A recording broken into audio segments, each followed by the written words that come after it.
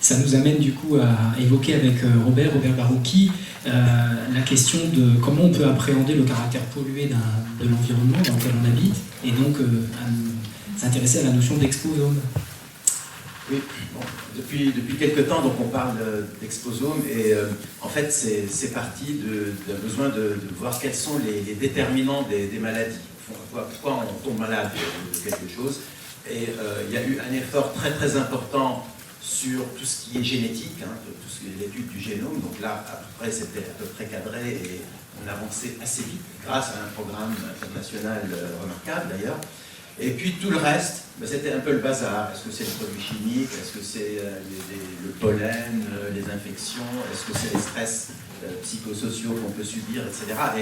Et finalement, chacun était dans son coin et on n'avait absolument pas une vision globale de tout ce qui n'était pas génétique. Donc la proposition d'exposome, c'est pas révolutionnaire en tant que tel, mais simplement pour dire, écoutez, prenons un peu tout ce qui n'est pas génétique, hein, les déterminants, bon, la chimie, physique, biologique ou les stress psychosociaux, etc.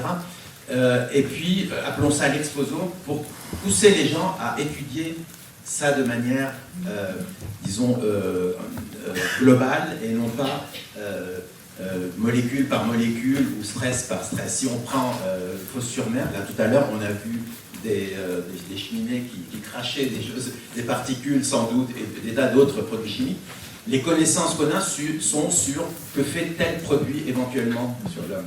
Mais c'est un mélange absolument infâme de produits. Ce qui sort, l'eau n'était pas très très belle et on se demande en fait qu'est-ce qu'il y avait dedans. Si on cultivait son petit jardin, ben, on ne sait pas très très bien à quoi c'est contaminé, mais c'est les gens qui habitent là-bas, ils subissent tout ça, plus l'anxiété du fait de ne pas savoir au fond. Et donc, l'exposome, c'est une démarche qui consiste à essayer d'étudier autant que possible, parce qu'on ne peut pas tout étudier non plus, ce qui se passe autour de soi et l'ensemble des expositions, mais aussi les expositions dans le temps, c'est-à-dire si on a des enfants qui ont grandi à Fos-sur-Mer, ils ont été exposés à un certain nombre de choses. Si ensuite ils vont vivre ailleurs, dans les Alpes ou je ne sais où, ils ont gardé une trace de cette exposition qu'ils ont eue au démarrage de leur vie. Donc c'est cette démarche-là, autant que possible, hein, je veux dire, c'est une boussole l'exposome, il faut aller vers cela, et donc étudier les interactions